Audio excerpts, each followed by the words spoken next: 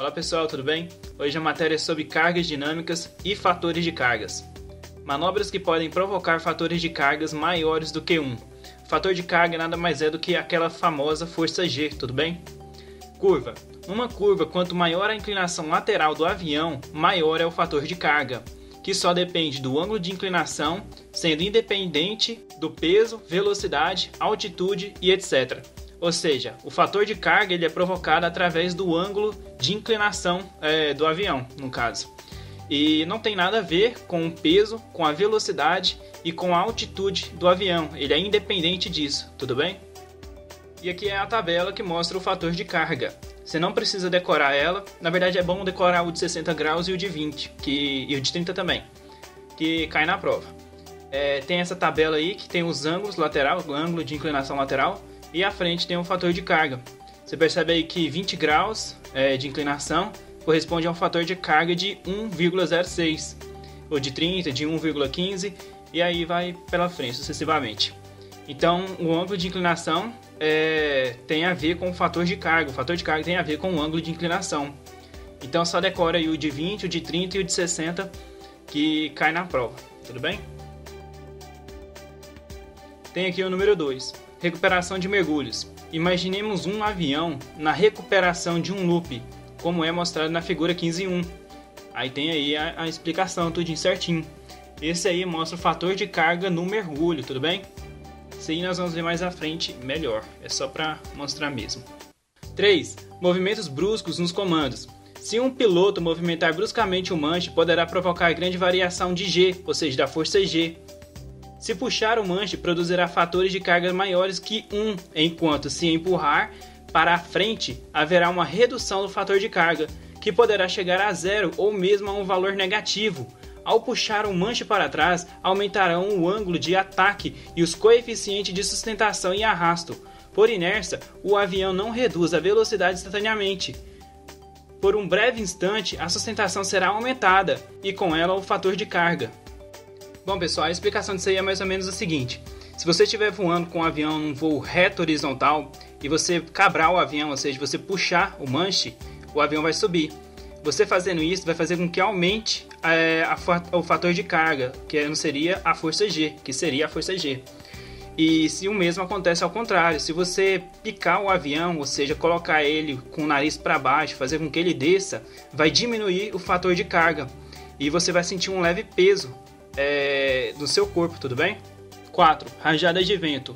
No voo normal de aviões de transporte não são executadas curvas de grande inclinação, mergulhos ou movimentos bruscos com o manche. No entanto, este avião poderão sofrer fatores de carga maiores que um ao voar numa turbulência, quando o ângulo de ataque pode ser bruscamente aumentado ou reduzido, produzindo fatores de carga maiores ou menores que 1. Todo corpo sobre a Terra tem fator de carga 1, tudo bem? Então se tiver um avião parado dentro de um hangar, ele está sofrendo fator de carga 1. Se eu estiver sentado numa cadeira, eu estou sofrendo fator de carga 1. A força G que atua sobre mim é 1. No entanto, ela pode ser reduzida ou aumentada de acordo com a variação que é sofrida, que eu acabei de explicar no slide passado. Se você subir, você aumenta o fator de carga. Se você picar o avião, descer com ele, vai diminuir o fator de carga. Então, quando o avião está voando num voo reto horizontal, o fator de carga dele é igual a 1. No entanto, pode sofrer variações. Fator de carga limite é o número de Gs, entre aspas, que o avião pode sofrer continuamente, sem apresentar deformação permanente ou dano estrutural. Em outras palavras, o fator de carga limite é o valor de G máximo, positivo ou negativo, que a estrutura resiste. O piloto deve evitar esse limite e atingi-lo se for absolutamente necessário. Então o fator de carga limite nada mais é do que o G, o fator de carga máximo que o avião pode apresentar sem que haja dano estrutural, seja esse fator de carga positivo ou negativo. E tem o fator de carga último, é 50% acima do fator de carga limite. só deve ser usado em caso de extrema urgência para evitar um desastre imediato. Fatores de carga superiores ao fator de carga limite, sem ultrapassar, porém, o fator de carga último, produzirão deformações permanentemente, com a fadiga acelerada, mas o avião não deverá quebrar neste voo. Não é bem assim não, tá, pessoal? Se o avião estiver sofrendo durante muito tempo, esse fator de carga último, o avião pode quebrar assim lá no meio do ar. O avião tá voando lá feliz e de repente quebra, porque ele sofreu durante muito tempo esse fator de carga último, tudo bem? E ele não deve ser atingido, porque quando você atinge ele, dá dano à estrutura do avião. Então ele não deve ser atingido, é recomendado somente em caso de extrema urgência. E tem essa fadiga aqui que diz em relação à estrutura do avião, essa fadiga. Então cada estrutura tem um certo limite. E quando você extravasa esse limite, gera uma fadiga nessa estrutura que gera um dano permanentemente nessa estrutura. Então o fator de carga último nada mais é do que 50% acima do fator de carga limite. E tem a velocidade de manobras. Uma importante velocidade relativa a fatores de carga e a velocidade de estou. É a velocidade de manobra de projeto VA. VA é velocidade aerodinâmica.